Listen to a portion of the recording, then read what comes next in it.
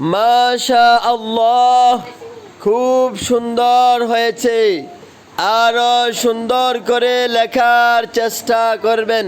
সবাই বলেন কি লিখছেন? জোরে বলেন। মক্কা যায়া, মদিনা যায়া, আমাগো সিলেট যায়া, বাড়ির যায়া আবার বলেন মার্কা ডাকি। জোরে বলেন, আরো জোরে আওয়াজ দিয়া। আস্তে বলেন, আস্তে বলেন, আস্তে বলেন, আরো আস্তে বলেন, আবার বলেন, জোরে বলেন।